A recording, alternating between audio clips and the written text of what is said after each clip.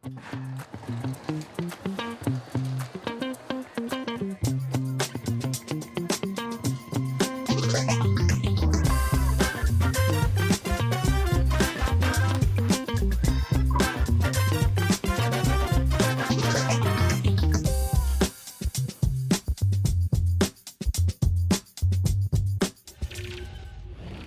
to a new Spring 2025 edition of the Wolfpack Howl. I'm your host, Liilii, joined by my co-host, Chase Dulude. Yeah, and wait, co-host, when did we James, stop trying to steal my light. We've got a packed show today, from campus teams to club teams to off-campus sports such as women's football, martial arts, and ice hockey. Well, let's get to it then. First off, it's going to be challenging for the men's basketball team to make it into March Madness at this point. Punching a ticket now would likely mean winning the upcoming Mountain West Conference tournament.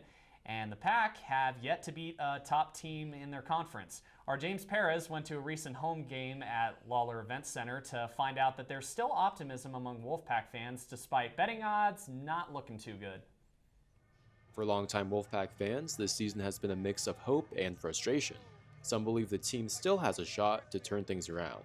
One of those fans is Sam Larry, a Wolfpack alumnus who has been following the team since 1975.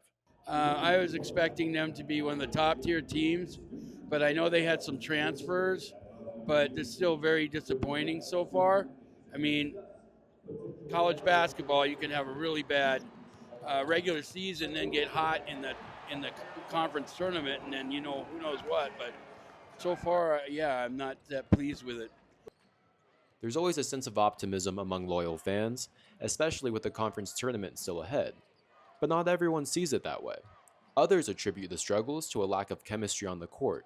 With several new additions to the starting lineup and injuries disrupting rotations, the team has struggled to find consistency. Misty Casey, a devoted Wolfpack fan who has attended nearly every home game this season, believes this has been a major factor in the team's performance.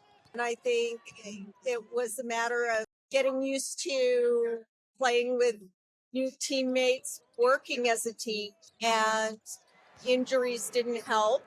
Mitch Sperling, a season ticket holder who was a member of the Nevada Marching Band from 1980 to 1984, shares his perspective. The reason we're not performing as well as we could be is I don't think there's a really highly spirited, high-fire leader in this group. That I remember Jared Lucas, he'd shoot a three, and he would raise his arms up and get the crowd going. And I think we're kind of lacking that this year. I think the team suffers because of that. All right, so the basketball team has a lot of work ahead of them. Yeah, I don't even think NIT is in the question at this point unless they go on a deep run in the conference tournament, which they have not done in a very long time. They couldn't win a single game in the Mountain West Conference tournament either of the last 2 years. And at this point, it just seems like this team is broken. They're playing with no passion most nights, and when they actually get a chance to get their marquee win against a top team, they blow it. I mean, you saw it against Boise State. Free throws. Free throws. Free throws. In several games this year, that's been the difference, and it's just a complete letdown for Wolfpack fans. When Nevada received votes in the AP poll earlier this year, that seems like a distant memory at this point. All right, now turning to men's baseball. Chase, you and Alin Beane headed to their home opener where the team was feeling a home field advantage, hoping that will provide them a boost as the season progresses. Nevada Baseball hosted its home opener on February 21st at Peccole Park, returning from its road series at Cal to open up the 2025 season. It was the perfect environment for the Wolfpack to rebound after a disappointing first series, where they dropped 3 of 4 in Berkeley. Head coach Jake McKinley positioned it as a learning block for the team. The first weekend didn't totally go how we wanted to, but I think those weekends are important for you in the long run. It was a bright sunny day with a slight breeze to face off against the CSU Bakersfield Roadrunners. A mix of old and new fans made the trip to Peccole Park to witness the Pack's first home game of a much-hyped season. Mike Harvey started following the team after his son Jake committed to the Wolfpack, but he says that he's found a second family at the stadium. And then my wife formed a group called the Pack Patrol of parents of players, and we get together and we toast the boys a half hour before every game. You get in the stadium, and it's an electric atmosphere in there. The students come and support the team, and we absolutely love it. Jason Donnelly is a Reno native who has been attending Nevada baseball games for over 30 years. he says that this is the most excited he has been for a team in a long time. Getting Jake McKinley here in Reno was just an absolute bonus for the university, for the baseball team, and really for the state of Nevada. And he's really building the program that I think the university and the state of Nevada can be proud of. McKinley, who spent 4 seasons with the Milwaukee Brewers organization, is in his 3rd season leading Nevada baseball. He says one of the biggest benefits of this team is the fan base. Week in and week out, the passionate community provides a much-needed boost for Nevada. It's such a home field advantage to be able to play here on this field at these facilities with these fans. After a hard-fought game, the Wolfpack prevailed over the Roadrunners by a final score of 7-4, highlighted by a 3 RBI day from Jake Harvey. Reporting for the Reynolds Sandbox, I'm Alin Beane. So how was the home opener? The vibes were good? The vibes were very good. The vibes for the entire weekend, aside from a blowout 16-2 loss to the Roadrunners the day after we filmed this package, the vibes were incredible. We got to... The weather was nice. Yeah, it was nice and sunny. Very nice. And they went 3-1 in that series aside from that blowout loss. And then since then, they played another home series against Northern Colorado. They ended up run ruling the Bears twice, including one game where they were down 5-1 entering the 8th inning and then scored 14 runs in that inning alone and ended up run ruling them. It was insane. That's insane. Wolfpack now 7-5, and they seem to be picking up steam. Hopefully they can make good on their prediction to be in the top contenders in the Mountain West this year. Now, Sia, once upon a time, you were the captain of the women's volleyball team here. Now, you're reporting about them. Here's a preview you prepared for their upcoming season. Nevada's star outside hitter, Gavin McLaughlin, will return as a senior and hopes to help with team chemistry as the newly appointed team captain. Going into next season, I really want to work on just improving my game, improving my volleyball IQ. Coach Wyckoff McNeil's first season with the Wolfpack was more challenging than hoped for. The team's record in 2024 was 5-13 in conference and 12-17 overall. I expect them to be focused and really working on the things that they saw that they lacked during the season, but also sharpening what they're good at. Coach Wyckoff McNeil says training is ramping up for better results next season. We're really cranking it up this year. We're going to come back earlier in the summer. Instead of July, it'll be June, and really get on track earlier. Haley Brown, a new transfer from George Washington University, another outside hitter looking to form a fearsome duo with team captain McLaughlin. I feel like the biggest goals I have going the next season is just contributing as an outside and just being a calm passer and just being someone my team can rely on. After being riddled with 3 ACL injuries to different players this past season, Coach Wyckoff McNeil hopes new gym flooring will help reduce injuries going forward. We are going to get a TerraFlex floor for the fall of 2025, thanks to a few generous donors. 6 layers of compressed foam, and So, I mean, you're not part of the team anymore this year for the first time in a little bit. What do you think their season's going to look like now that you're reporting on them instead of playing it? I think it's hopeful. A lot of good transfers in the spring that are blending very well with the girls. And they're bringing in some transfers in the fall season as well as some freshmen who I think are going to make a good difference. What about Gabby McLaughlin? What do you think she's going to do? She's stepping into the role that you served as captain of the team for the last couple of years. How do you think she's going to fare in that?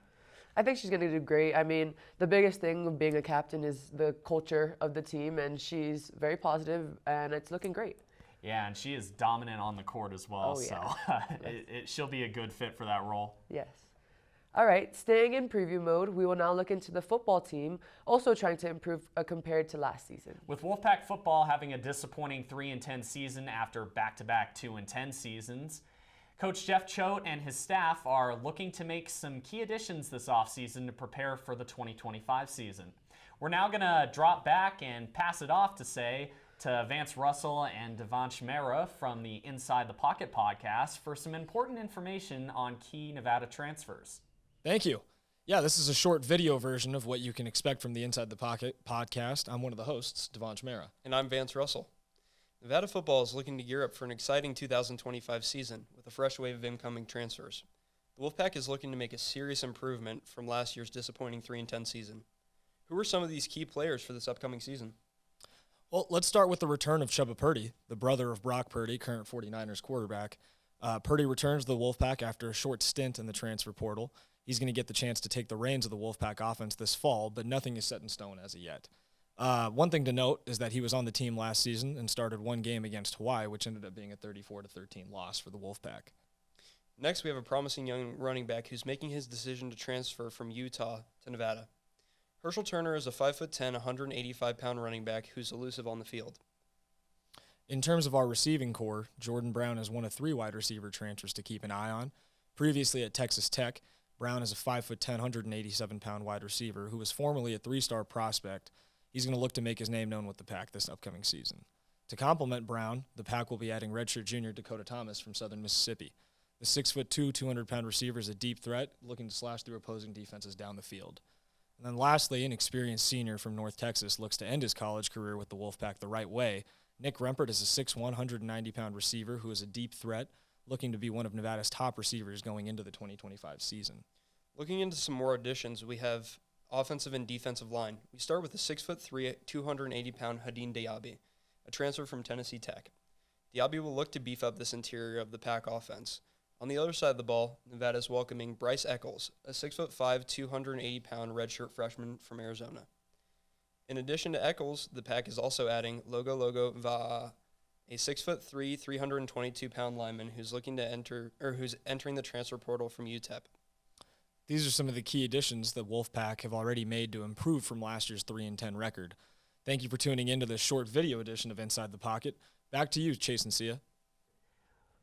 Well, I mean, football's had a rough few seasons, haven't they? 3 straight 10-loss seasons. Yeah. They got that extra win because they played an extra game. But, I mean, do you think it's in the cards for the Wolfpack to improve in 2025? I mean, with almost 40 transfers coming in, you hope that there's a culture change and a lot of good things coming, I think, their way. With Jeff Choate is a pretty tough coach, and I think he's going to be great for the progression of the Nevada football team. I think so too, and I mean, the football team has kind of been like the basketball team last year, because what was it, 6 one-score games? They won one of them against Oregon State and lost the rest. It was a brutal season for them overall. They were so close to every team. Yeah, every team. Even Boise State, Ashton Genty, so good. They still kept that lead very short. They easily could have won that. They fumbled the ball on Boise State's 1-yard line. I mean, that shouldn't happen. It was a brutal season for them. So they're hoping to rebound in 2025, definitely. Yep. Turning to club sports now, not all students who are athletes are on scholarships, even though they still enjoy competing. Marykate Atiglo and Gavin Fanchar went to a Nevada swim club practice to find out what keeps them motivated in the pool. During practice, swimmers focus on honing their abilities and working on their relay times.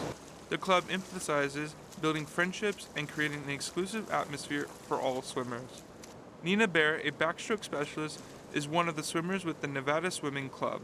So some of my main goals for this season are to get close with a community of individuals who are interested in the same sport I am. I wanted to get fit again and back into swimming because I haven't done it since I was a freshman in high school and I missed the sport. Members of the club swimming team rely on each other to foster a strong community.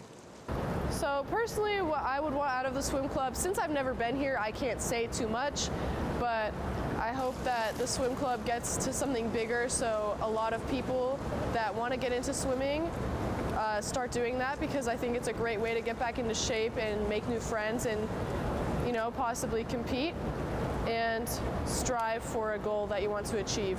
Emily started swimming when she was 9 and was initially competing at a high level.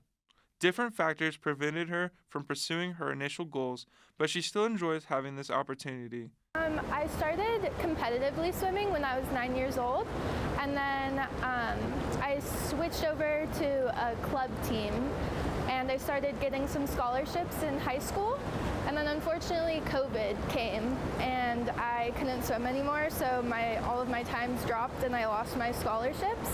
But now I'm trying to get back into the swimming. In the absence of a coach, the team captain, Nick Doan, organizes the drills that each swimmer performs.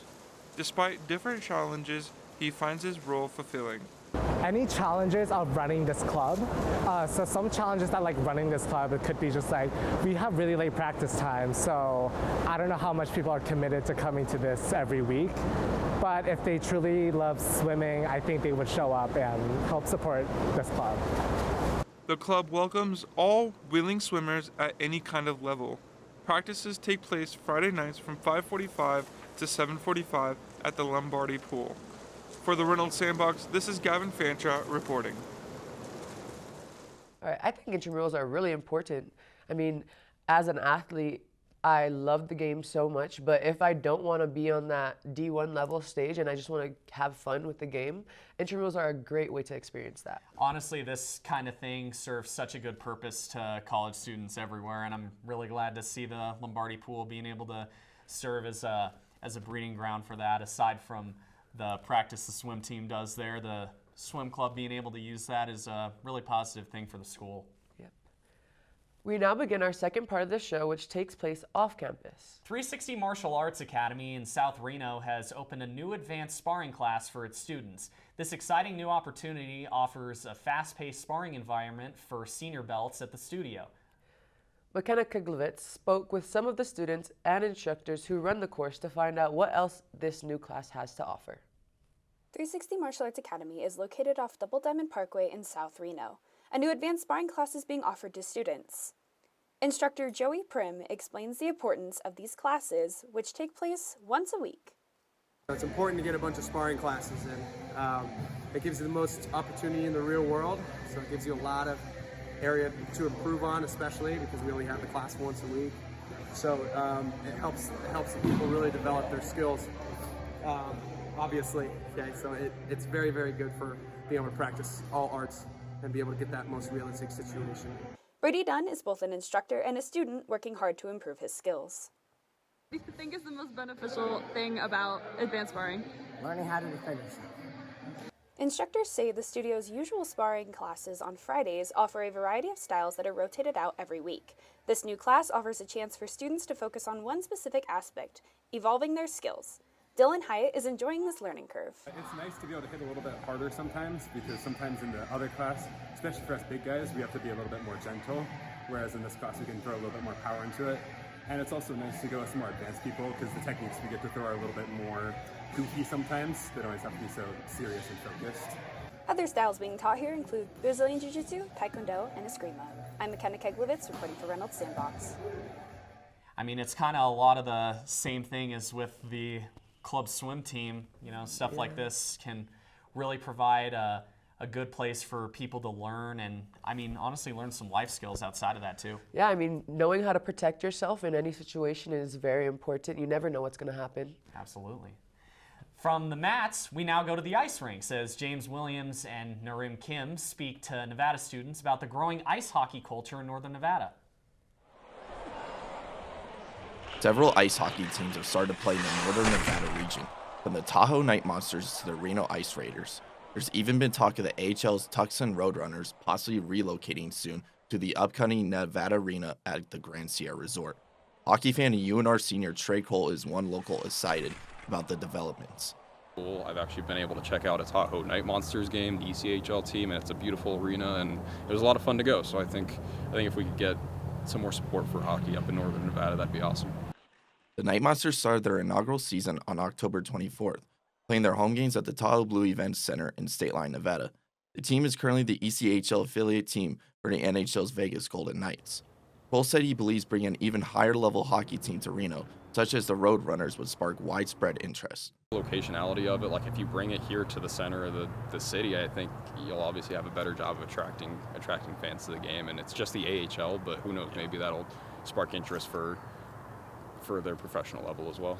At the rink at Reno Ice, the Wolfpack also recently started a new UNR hockey club, but many students who are sports fans are still unaware of the presence of hockey in Northern Nevada.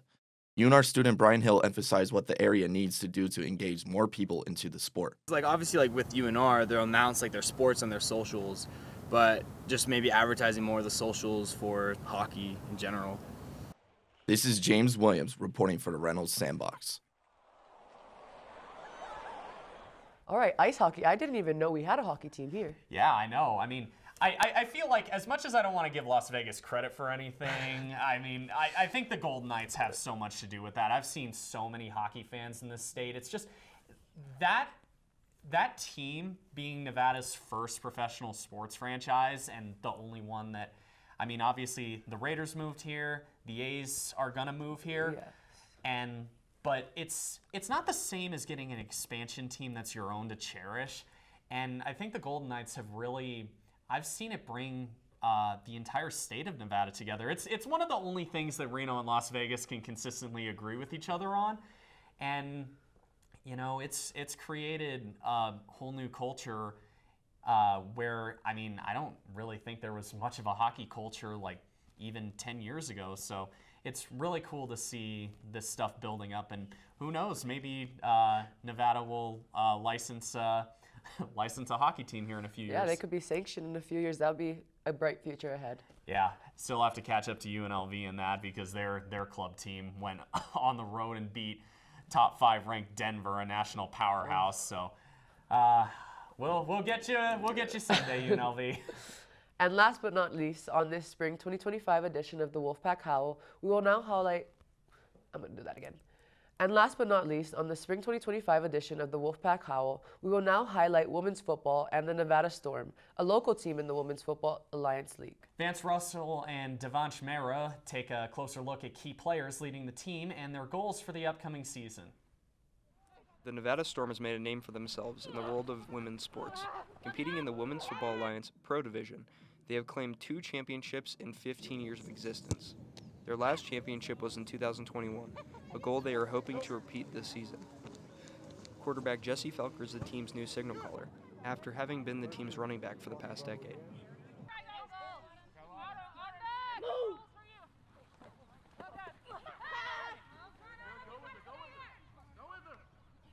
It's been pretty cool. It's been tons of ups and downs. From my first season, we were really bad, and we were really bad. We won 1 game.